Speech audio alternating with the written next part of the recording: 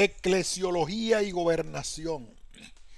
El debate de J. Ratzinger y W. Kesper sobre la relación entre la Iglesia Universal y la Iglesia local.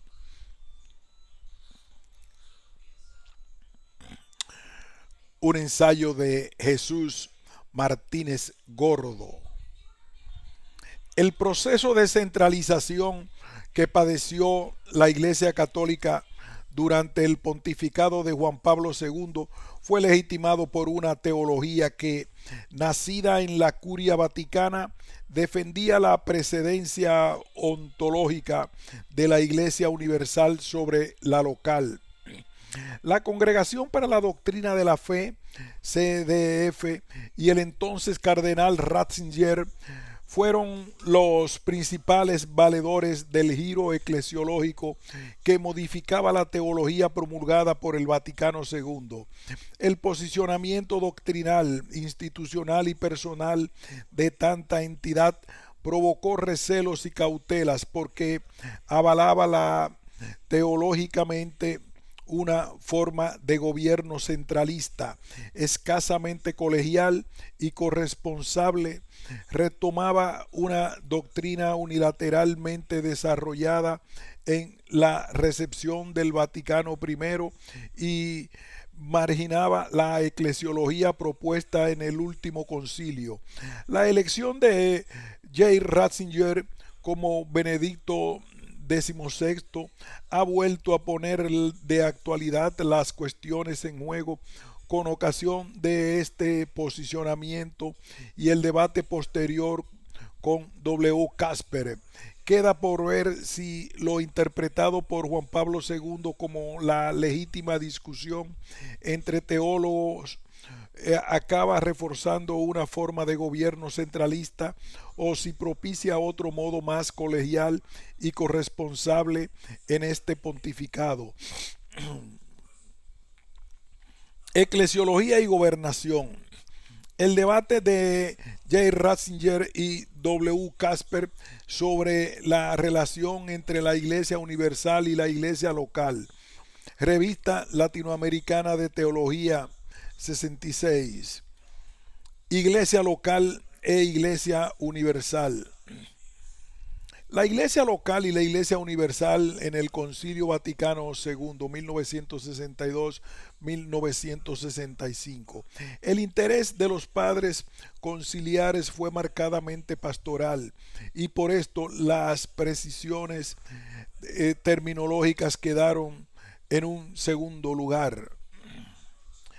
Esto se puede apreciar claramente cuando se analiza la cuestión de la iglesia local. La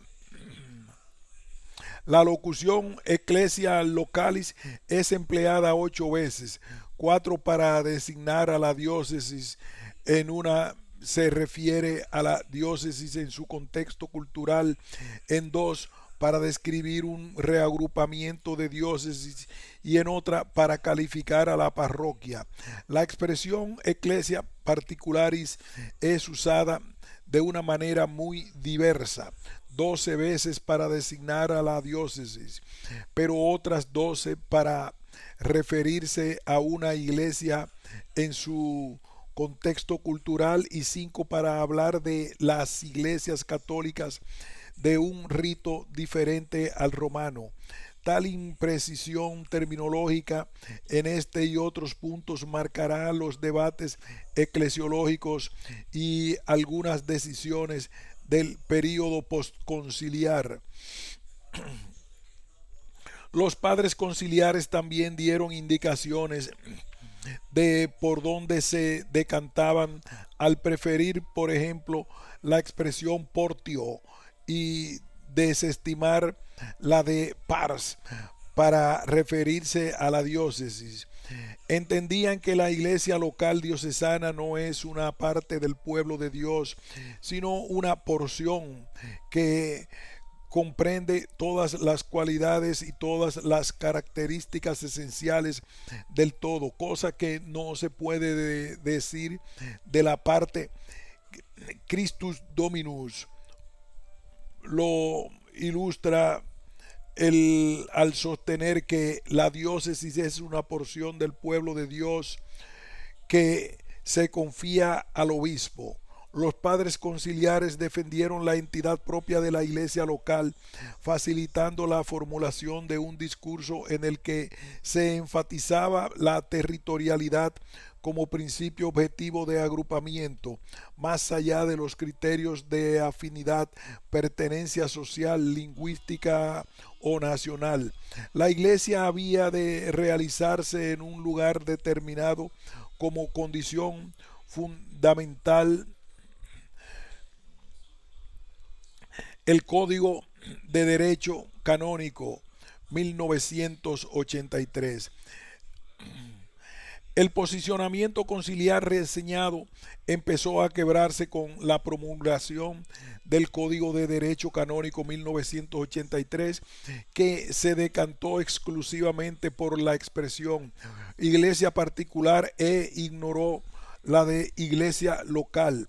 Sus redactores pretendían eliminar la imprecisión conciliar, pero también invalidaban jurídicamente la argumentación teológica aportada hasta ese momento en favor de la expresión iglesia local.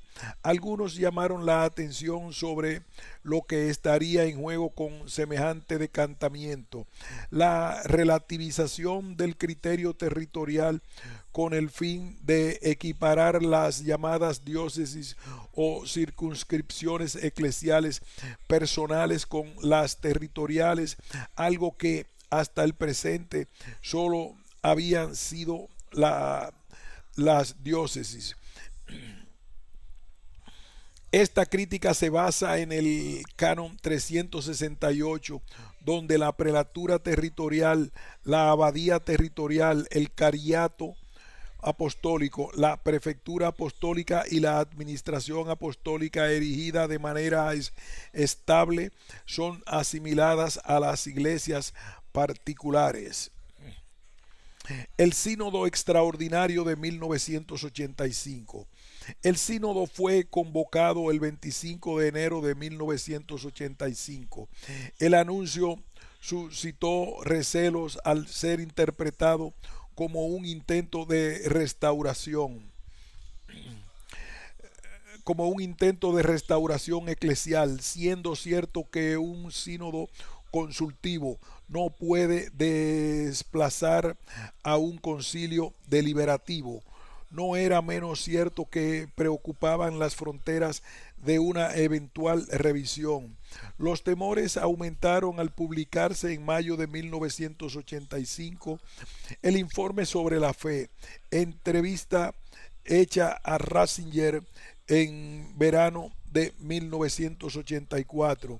En ella manifestaba que si por restauración se entiende el volver atrás, entonces no es posible una restauración. La Iglesia marcha adelante hacia el cumplimiento de la historia y mira adelante hacia el Señor. Pero si por restauración se entiende la búsqueda de un nuevo equilibrio tras las exigencias de una apertura indiscriminada al mundo y tras las interpretaciones exageradamente positivas de un mundo agnóstico y ateo, entonces sí, semejante restauración es deseable y además está ya en marcha en la Iglesia. Se puede decir que se ha cerrado la primera fase después del Vaticano II. Algunos vieron en este informe un auto de fe al posconcilio y al mismo concilio, y se empezaron a oír teólogos que discrepaban o compartían este diagnóstico.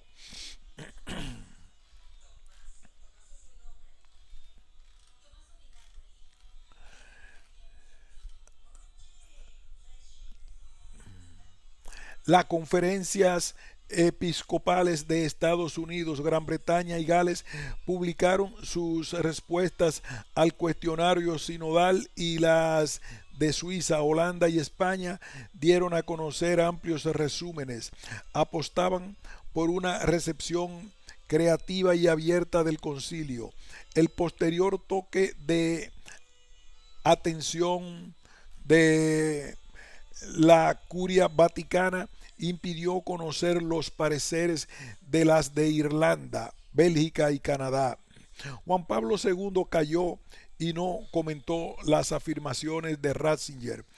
En, en el aula sinodal había tres tendencias teológicas y pastorales. La primera, integrada por obispos centroeuropeos, para quienes la apelación al imaginario de la Iglesia como pueblo de Dios se había convertido en un eslogan con el cual acomodar miméticamente la Iglesia a las sociedades democráticas. La segunda, integrada por obispos anglosajones que reclamaban una mayor participación de los laicos y una potenciación de las estructuras colegiales y sinodales. Y la tercera, con la mayoría de los obispos del tercer mundo preocupados por la opción por los pobres. Poco después de iniciado el sínodo, irrumpió en la sala el concepto de comunión como una idea eclesiológica fundamental en torno a la cual podían articularse estas sensibilidades, desplazando e incluso sustituyendo a la de pueblo de Dios. El primer grupo de obispos se sentía cómodo con esta expresión, porque remitía a la comunión con Dios por Jesucristo en el Espíritu Santo, algo que se entrega con el bautismo, se actualiza en la palabra de Dios y particularmente en la Eucaristía, núcleo del misterio de la Iglesia. Juan Pablo II. La tendencia anglosajona también se sentía cómoda con este concepto, ya que integraba los puntos fundamentales de la Iglesia comprendida como pueblo de Dios, pronunciaba la comunión ecuménica, impulsaba el principio de subsidiariedad y posibilitaba una reflexión a fondo sobre la colegialidad, las conferencias episcopales, la participación y la corresponsabilidad en la iglesia. Y recordando que la iglesia como comunión es sacramento para la salvación del mundo. Se daba acogida a los intereses del tercer grupo, atento a la opción de los pobres, promoción humana, inculturación y al diálogo interreligioso y con los no creyentes. Parecía que el concepto comunión era polivalente y recapitulaba en su seno todas las sensibilidades y doctrinas conciliares y postconciliares. La expresión pueblo de Dios pasaba a un segundo lugar y su contenido era integrado en el de comunión. Pero algunos padres sinodales ya apuntaron que con el concepto de comunión no se resolvían debidamente las cuestiones en juego, al ser una expresión que integraba el imaginario de pueblo de Dios, daba alas a quienes exigían reformas estructurales conducentes a un gobierno más comunional, democrático, y a quienes pedían una mayor presencia institucional de los diferentes carismas y vocaciones en la iglesia. También se apuntó, por el contrario, que al coger el indudable carácter mistérico de la iglesia favorecía la ambigüedad y se prestaba al juego centralista y restauracionista.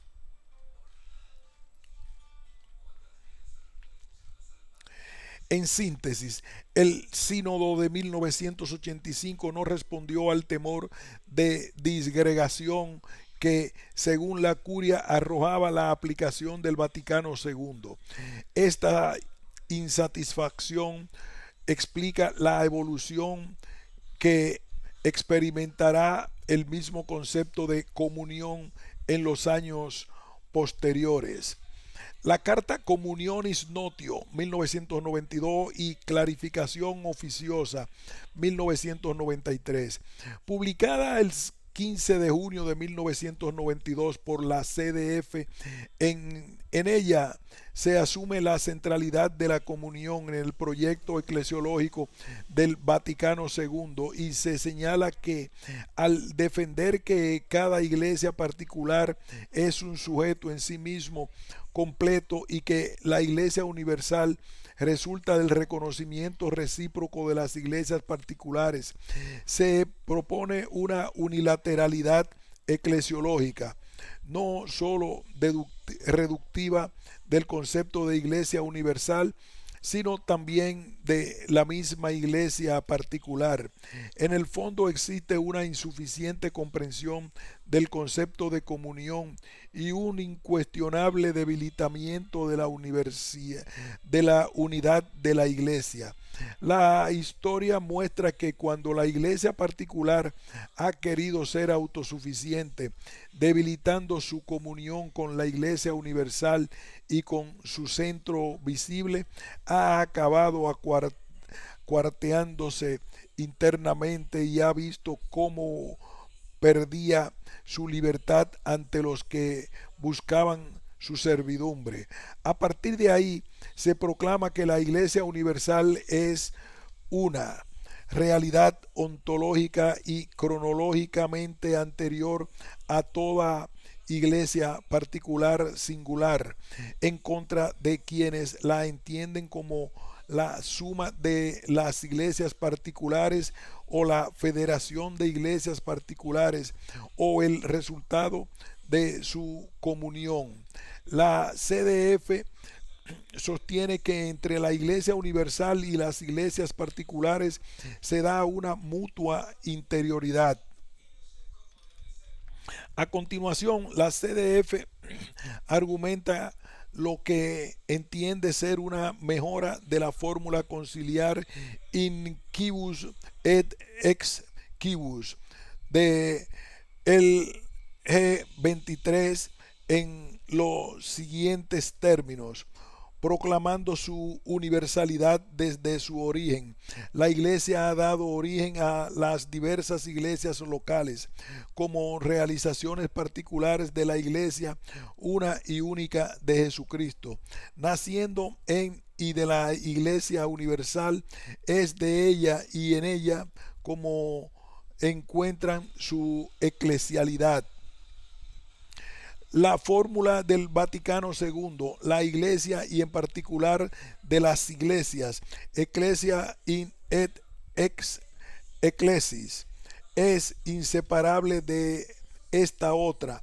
Las iglesias en y a partir de la iglesia, Ecclesia et ex ecclesia, tesis de Ratzinger, propuesta ya en 1990. El equilibrio teológico alcanzado en el texto conciliar y su decantamiento por una eclesiología de comunión entre la Iglesia universal y la local a partir de la precedencia de esta última quedaba alterado con esta carta. De ello se hicieron eco una gran cantidad de valoraciones, la mayoría críticas. La entidad y calidad de las críticas motivó que el 23 de junio de 1993 se publicara en l'Observatore Romano una nota en la cual se clarificaba oficiosamente que la iglesia como totalidad no se diferencia de la comunión de las iglesias particulares, sin que ello signifique que sea una mera fusión de las mismas. Se indicaba que la única iglesia de Cristo no existe en abstracto, sino que se manifiesta en la historia, a la vez como iglesia universal y como iglesia local.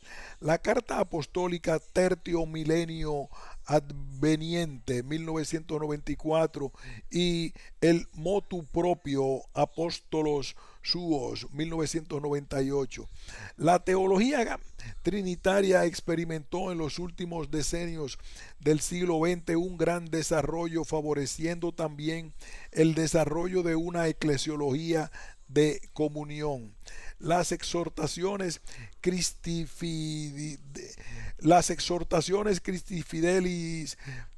Laici 1989 y Pastores Davo Bovis 1992 se hacen eco de esta expresión.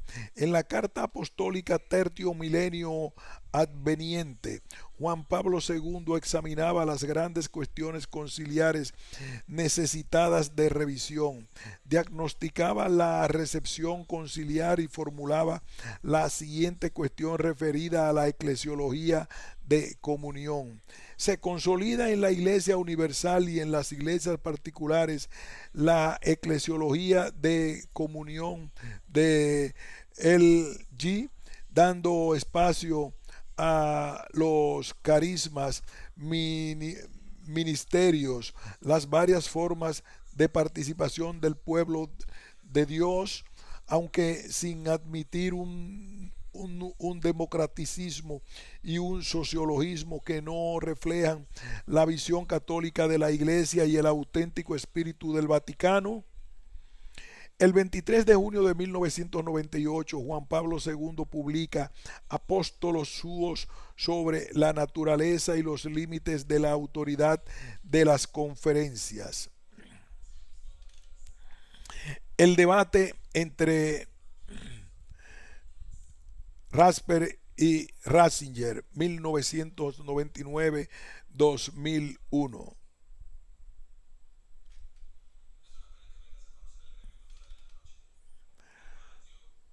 Volvemos al párrafo anterior. El 23 de junio de 1998, Juan Pablo II publica Apostolos Suos sobre la naturaleza y los límites de la autoridad de las conferencias episcopales, corrigiendo la expresión teológica de el G23. Es en y a partir de las iglesias particulares como existe la Iglesia Católica una y única. En favor de esta otra, la Iglesia Universal es una realidad ontológica cronológicamente previa a toda iglesia particular singular. El debate entre W. Casper y J. Ratzinger, 1999-2001. Podría parecer que el debate estaba cerrado, nada más lejos de la realidad. El diálogo entre Casper y Ratzinger así lo evidencia. W. Casper, el temor a un centralismo romano subyacente, 1999. Casper, entonces obispo de Rothenburg, Stuttgart, publicó en 1999 un trabajo sobre la teología y la praxis del ministerio episcopal en la actual situación de la Iglesia. En él aborda la relación entre Iglesia Universal y las iglesias locales, llamando la atención sobre el riesgo de un centralismo romano latente en el documento de la CDF de 1992. En particular,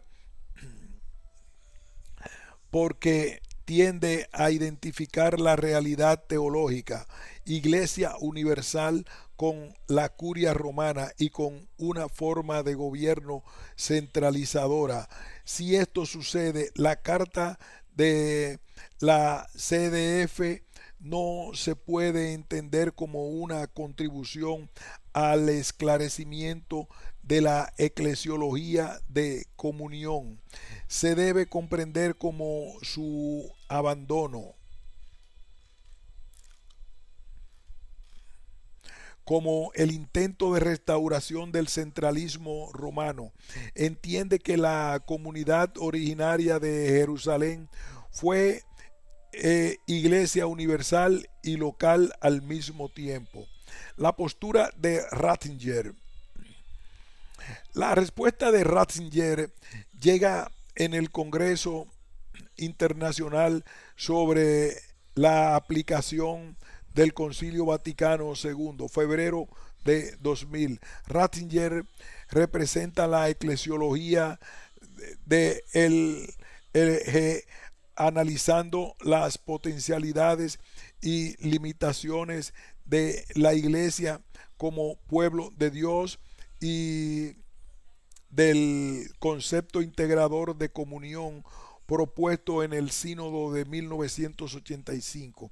Reconoce la existencia de desequilibrios que deben corregirse como consecuencia de un centralismo romano excesivo.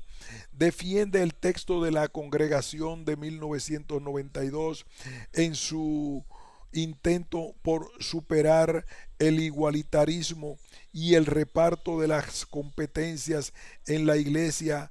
Crítica a los teólogos que sienten el deber de valorar negativamente los documentos de la CDF con el fin de cuidar su celebridad personal.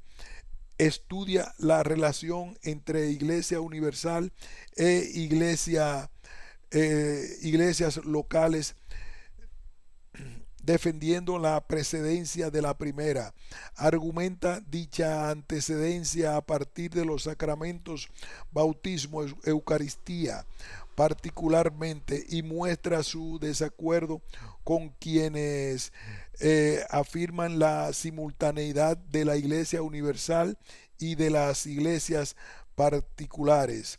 Al abordar algunos de los puntos, había que pasar por una referencia directa y explícita a W. Casper, presente en el encuentro.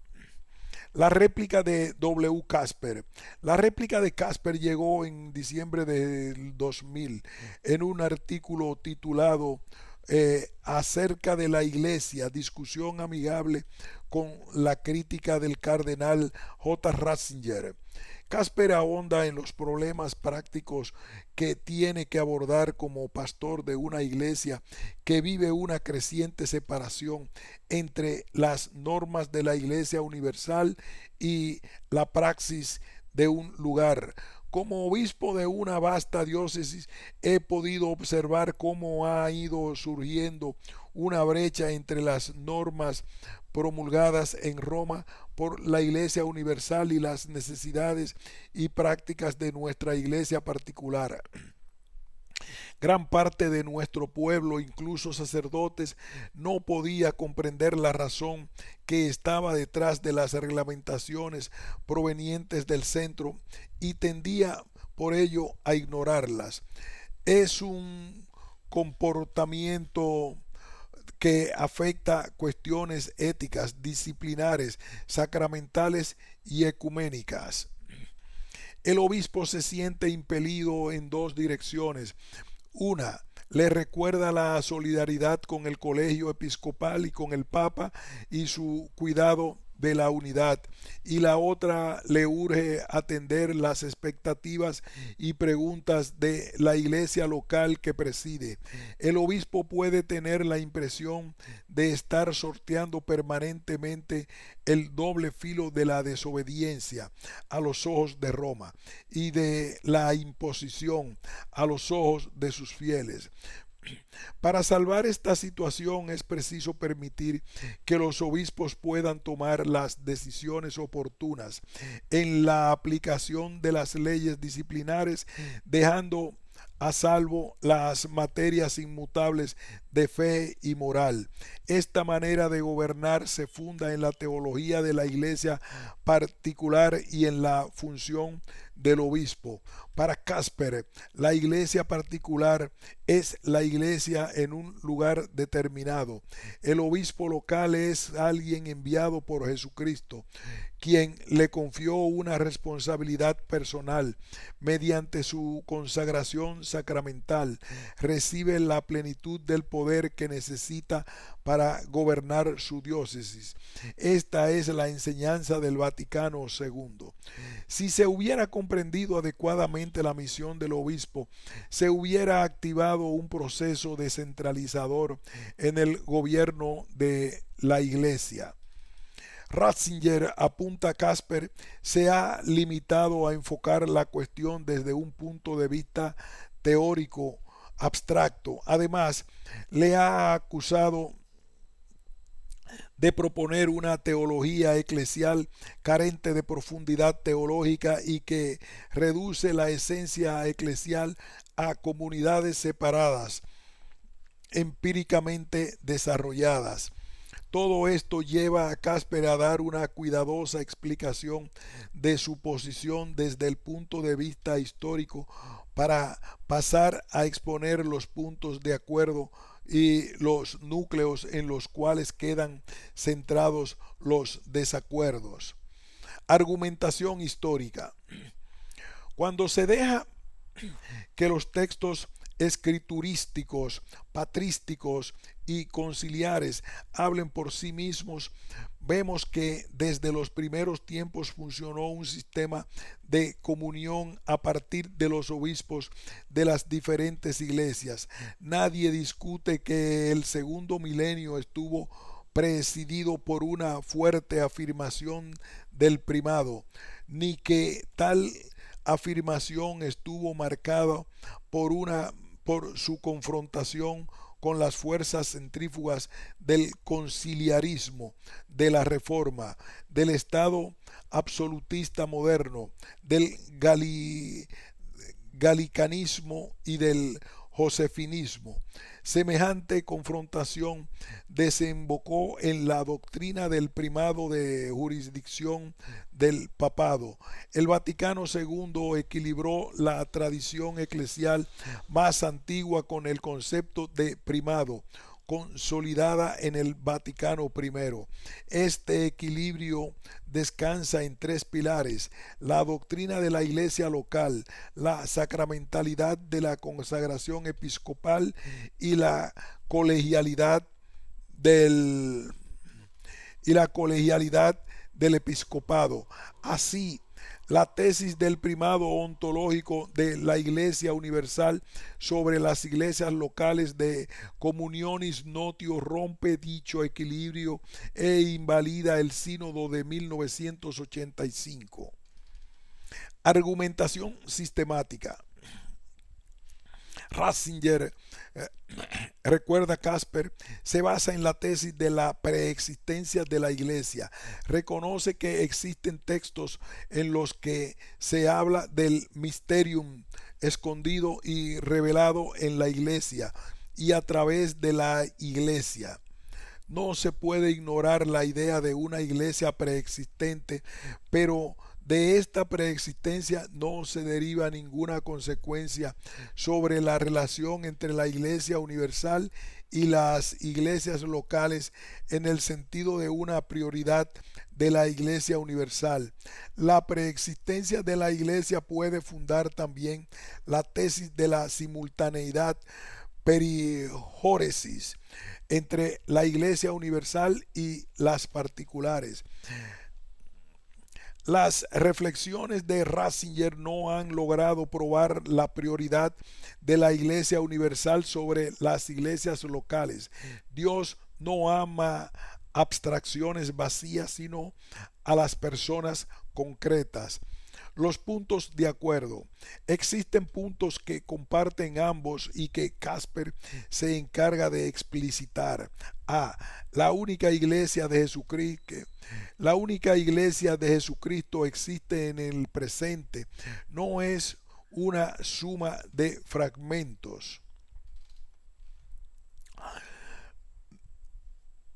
No es una suma de fragmentos de la única iglesia, sino que subsiste en la Iglesia Católica Romana. B. La única iglesia de Jesucristo existe en y a partir de las iglesias locales. Existe, por tanto, en cada iglesia local. Por eso, no puede haber iglesia local aislada, sino solo en comunicación con las demás iglesias locales. La unidad de la Iglesia Universal es unidad en comunión. Las iglesias locales y la iglesia universal pues se incluyen mutuamente cada una en las otras. La Iglesia Universal no es la suma ni la federación de las iglesias locales. Su estructura constitucional está configurada a imagen de la Trinidad de tal manera que la unidad de la iglesia no es uniformidad ni excluye la diversidad. Se debaten perspectivas diferenciadas. La de Ratzinger, defensora de una concepción universalista del primado, y la de Casper, para quien lo universal existe en una realidad concreta. Se repite el diálogo que ya sostuvieron Santo Tomás y San Buenaventura. Si entonces se admitía semejante diversidad en la comprensión de la autoridad del Papa, ¿por qué no puede ser posible hoy? Finalmente, a Casper no se le escapa la fuerza ecuménica de la expresión comunión como principio regulador de una unidad no uniformadora e impulsora de una iglesia reconciliada con la diversidad, es decir, de una iglesia atenta a la unidad, respetando la diversidad y cuidadosa de la pluralidad en la unidad. El cierre del debate 2001. Al año siguiente, Ratzinger es invitado por la revista América a exponer su parecer sobre la postura de Casper. Ratzinger manifiesta su satisfacción por los puntos de acuerdo alcanzados a lo largo de este debate y que Casper ha explicitado. Le agrada que el recientemente nombrado cardenal supere la identificación que establecía en 1999 sobre Papa y Curia Vaticana con la Iglesia Universal y su temor a una restauración del centralismo romano. Dice no tener dificultades para aceptar la interpretación que propone Casper. Ello no le impide reconocer lo sorprendente que le resulta que su tesis sobre la Iglesia Universal haya levantado tantos recelos en teólogos de la solvencia del entonces obispo de Rottenburg, Stuttgart, habida cuenta de que la iglesia local de Roma es también una iglesia con una responsabilidad singular por la universalidad. A continuación, apunta que la primacía de la Iglesia Universal no es de naturaleza ontológica sino teleológica. Esta consideración no le aparta de su tesis sobre la precedencia en la intención salvífica de Dios de la Iglesia, una con respecto a la realización empírica de las iglesias particulares. Sitúa el problema en la noción de historia de la salvación en la Biblia. Casper se alegrará de la superación de los malentendidos y el avance positivo del debate y preguntará a Ratzinger si la preexistencia de la iglesia en la voluntad salvífica de Dios no vale al mismo tiempo para la Iglesia Universal y para las iglesias locales. Reafirma que la clave hermenéutica del debate se encuentra en la apuesta por la prioridad de la Iglesia Universal sobre la local. Ratzinger, o de una mutua interioridad, mutua inclusión, simultaneidad o perijóresis entre ambas. Casper. Reacciones a favor y en contra. La declaración de la CDF sobre el concepto de comunión y el debate entre ambos cardenales propicia posturas a favor y en contra. Basten dos ejemplos. Jürgen Werbeck, una infeliz formulación.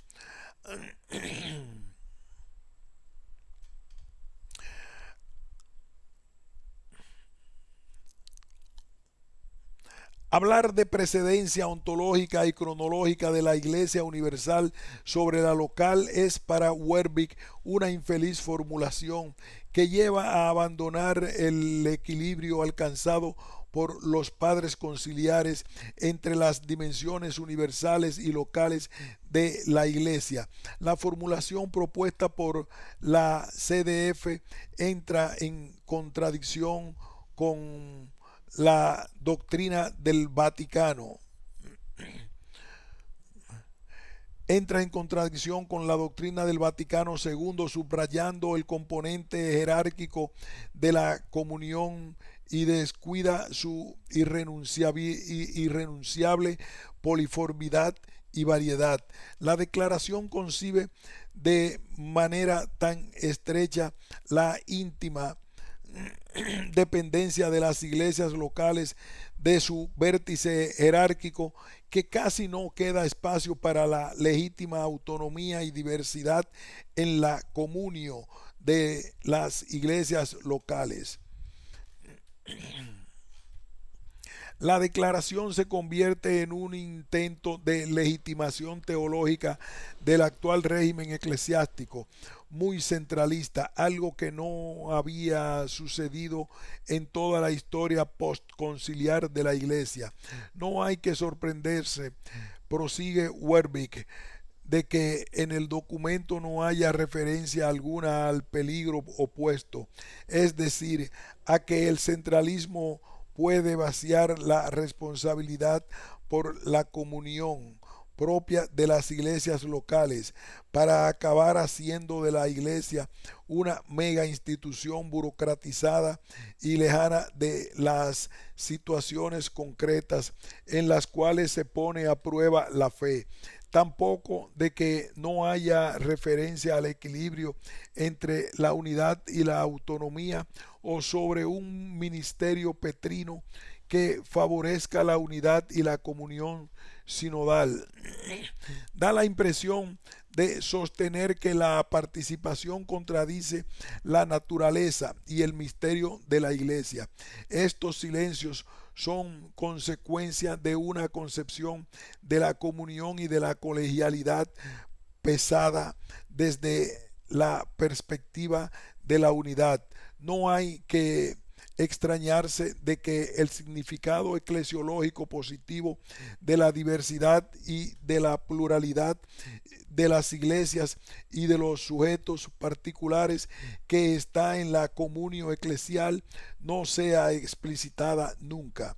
Para los autores de la declaración de la CDF comunio significa un rebaño reunido por los pastores bajo el supremo pastor o una comunidad cultural eucarística a la cual se garantiza la participación en la santidad por la presencia de presbíteros.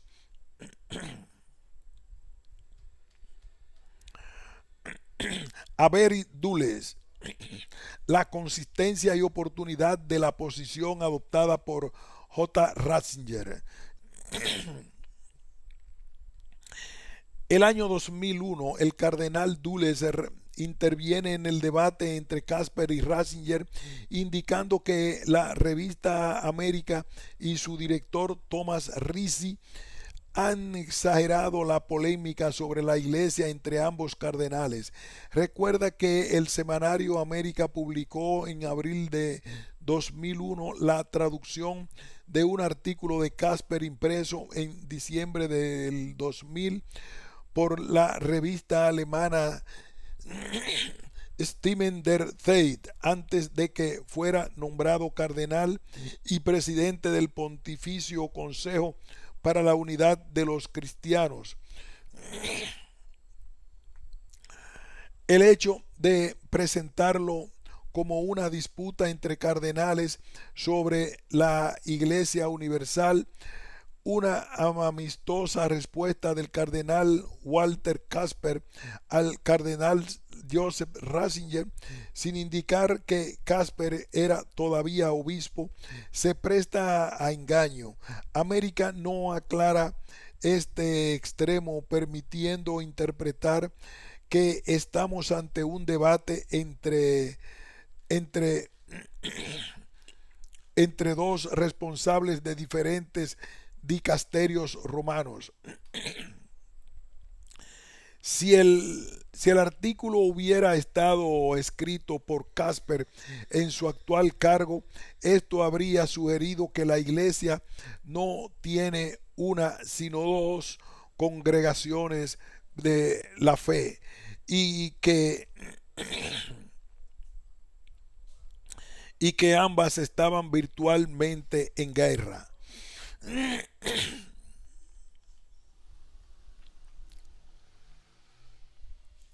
Dulles manifiesta desconocer si Casper aprobó la publicación de su artículo en inglés porque los términos empleados en la traducción inglesa son mucho más agresivos que los del original alemán. Cita varios ejemplos. La versión inglesa habla de dura resistencia, andamant refusal, de la Santa Sede para aceptar algunas propuestas o de las reglas altamente restrictivas, highly restrictive rules de Roma, o de las respuestas expectativas de Roma de que los obispos fuercen rudamente la aplicación de normas generales. Estos términos acusatorios no se encuentran en el texto original alemán. Dulles sintetiza las posiciones de Casper y Ratzinger al hilo de la declaración de la Congregación para la Defensa de la Fe sobre el concepto comunión, 1992, intentando mostrar que existen más puntos en común de los supuestos de los que América da a entender. Coincide con Ratzinger en que la Iglesia Universal es la Jerusalén de arriba, descrita por Pablo como nuestra madre. Galateas 4:26.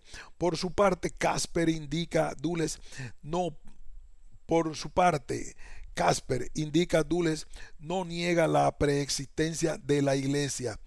Sostiene que dicha preexistencia es propia también de las iglesias históricas concretas que hunden sus raíces en el misterio eterno de Dios. Dulles también dice que no demuestra que la Nueva Jerusalén del Nuevo Testamento y de las fuentes patrísticas consista en una multitud de iglesias. En el plano histórico en el que se coloca Casper, es preciso reconocer la prioridad de la Iglesia Universal sobre la local. Es incuestionable que Cristo ha congregado la comunidad de los discípulos y ha preparado a los apóstoles para la misión. Las iglesias particulares han aparecido solo cuando la iglesia se ha dispersado y ha sido necesario constituir asambleas locales con su propia jerarquía. Casper afirma, prosigue Dulles, que Ratzinger adopta una perspectiva platónica, ya que parte de conceptos universales en vez de entender que dichos conceptos universales no son sino simple abstracción de la realidad concreta que es por definición particular. Dulles reconoce que Ratzinger presenta una cierta afinidad con el platonismo cristiano, lo que no le impide fundamentar su posición en la escritura y en la tradición y no en la filosofía platónica. La Iglesia Universal, animada por el Espíritu Santo, existe aquí en la tierra, en la historia, y atribuyendo a Ratzinger la clarificación oficiosa de 1993, apunta que en ella insiste en el hecho de que no hay nada más concreto que la reunión de 120 discípulos en Jerusalén. También indica Dulles. Casper afirma que según el Vaticano II el obispo recibe la tarea de gobernar de forma directa de Cristo por medio del sacramento de la orden LG 21, pero olvida decir que no puede gobernar una diócesis si no ha sido canónicamente nombrado por el Papa y si no conserva la comunión jerárquica con el Colegio de los Obispos y con el Obispo de Roma. El obispo solo puede ejercer su cargo en comunión con el Romano Pontífice. La aplicación de este principio quiere decir que ningún problema grave en la iglesia particular puede justificar la aplicación de normas excepcionales diferentes de las establecidas para la Iglesia Universal. No se pueden ensayar soluciones locales a cuestiones que no son exclusivas de la diócesis que presidía el ahora cardenal Casper. Cualquier política permitida en Rottenburg-Stuttgart no solo concierne a esa diócesis, sino al resto del mundo católico. Casper, concluye Dulles, no es ningún extremista partidario de una iglesia concebida como una federación de iglesias locales o nacionales. La experiencia del galicanismo y de movimientos análogos le ha enseñado a recelar de semejante modelo. Tendría que reconocer que en los tiempos actuales es capital tener un primado que vele por la unidad de todas las iglesias particulares en la fe, la moralidad y el culto. Algunas conclusiones. Las perspectivas teológicas en juego. En este debate subsisten acentos que acaban configurando perspectivas diferenciadas más allá del nombre que se les quiera adjudicar.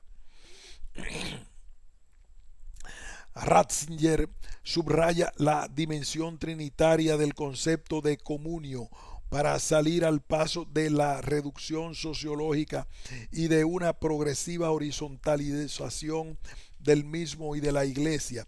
Para él, el significado trinitario del término comunio se encuentra en Juan 1:3.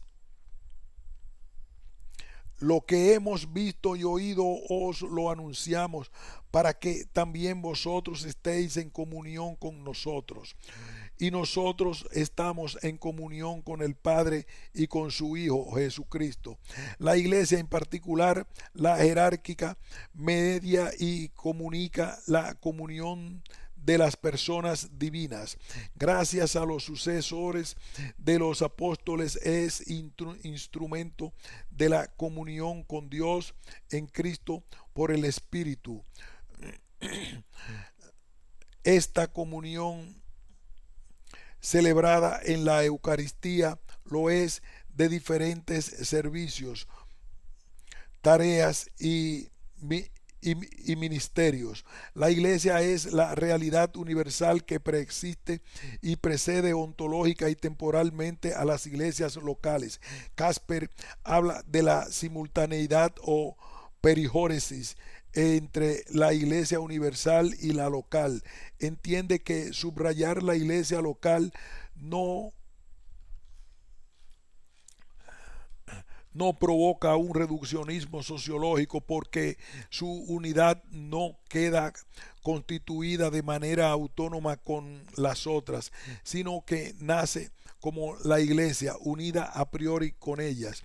No tiene dificultad en aceptar una prioridad interna de la unidad eclesial. En la eternidad de Dios preexistiría la idea de la Iglesia universal junto a la de las iglesias locales. Ratzinger tiene razón cuando recuerda que cada obispo es solo obispo de una iglesia local, en la medida en que se encuentra en comunión jerárquica, en unión con el colegio episcopal y con el sucesor de Pedro. Urs von Balthasar recordó que el sentido del término comunio indica un a priori con relación a las iniciativas del individuo. Es preciso reconocer que su posición presenta dificultades conceptuales y epistemológicas. Conceptualmente define a la diócesis como una parte de un todo, la Iglesia universal. En esto concuerda con la opción del CIC de 1983 a favor de la particular en vez de local, pero no con el Vaticano II, Christus Dominus 11. El Vaticano II no impone la expresión iglesia particular, pero prefiere la expresión iglesia local. Epistemológicamente es difícil concebir una iglesia que sea anterior a sus miembros, a la fe y a los sacramentos que la hacen existir. Esto refleja una concepción platónica difícilmente compatible con el LG8 y que no tiene nada que ver con la preexistencia de la iglesia en el designio de Dios. Parece más correcto concebir la iglesia entera como el resultado de la comunión entre las iglesias, sino como su comunión en una inclusión mutua, fórmula empleada por Juan Pablo II en 1985. Una iglesia local es plenamente iglesia de Dios porque la preside un obispo. Este hecho expresa la comunión entre todas las iglesias porque los obispos colegialmente son responsables de la iglesia de Dios. Las formas de gobierno en juego. Pero el debate no se ciñe a la discusión de distintas perspectivas eclesiológicas, sino que trasciende sobre todo a las diferentes formas de entender el gobierno eclesial, centralizado o colegial y corresponsable. La forma de gobernar que propone Dulles está presidida por la firme voluntad de mantener la unidad de la Iglesia en un mundo globalizado. Es una forma de gobierno vigilante de todo lo que sea magisterio discordante o simple reivindicación de lo particular. El Papa es concebido como una especie de obispo de toda la tierra. Cualquier propuesta de inculturación encuentra dificultades para eludir la sospecha de colaborar en una ruptura de la unidad. Un diagnóstico así explica la inquebrantable adhesión a la propuesta eclesiológica defendida por Ratzinger y a decisiones tales como se prohíba que los sínodos se pronuncien sobre cualquier tema que impliquen posiciones discordantes con la doctrina perenne de la Iglesia o del magisterio o que afecten a materias disciplinares conservadas a la autoridad eclesiástica superior. Las iglesias locales no pueden proponer un testimonio de fe mínimamente diferente en su expresión del magisterio pontificio. Nos encontramos de facto con la eclesiología preconciliar en la cual la jerarquía sofoca la comunión de las iglesias locales como sujetos que son de derecho e iniciativa. Nos encontramos de facto con la eclesiología preconciliar en la cual la jerarquía sofoca la comunión de las iglesias locales como sujetos que son de derecho iniciativa en el seno de la comunión de la iglesia entera. La Santa Sede, si no se reserva el monopolio de la interpretación de la fe cristiana en todas las culturas, ejerce cuando menos un control estricto y actúa como si fuera la guía inmediata, conservando o reclamando la iniciativa en este campo. Parecen cargados de razones quienes tienen dificultades para ver en estas determinaciones una realización de los deseos de los padres conciliares. La propuesta de Casper es bien diferente, apuesta claramente por la colegialidad y la sinodalidad y por buscar mecanismos que puedan canalizarlas. Un ejemplo claro se dio con ocasión de las elecciones presidenciales de Estados Unidos en 2004. La curia romana se pronunció negando la comunión a los políticos católicos que defendieran públicamente el aborto. El caso de John F. Kerry. Los obispos estadounidenses reivindicaron la competencia de cada uno de ellos a la hora de evaluar y aplicar semejante medida que nadie discutía en sus respectivas diócesis. Ante esto, el semanario El Expreso sostuvo que esta postura era contraria a los principios generales formulados por Ratzinger en Dignita a Recibere la Santa Comunione.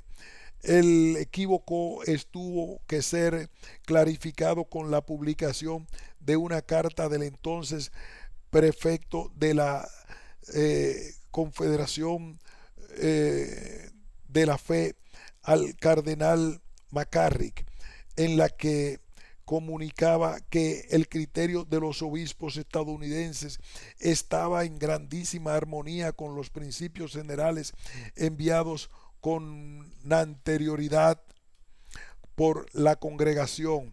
Es probable que el momento más logrado de gobierno colegial y corresponsable haya sido el vivido durante los sínodos que se celebraron en el tiempo inmediatamente posterior a la finalización del Vaticano II.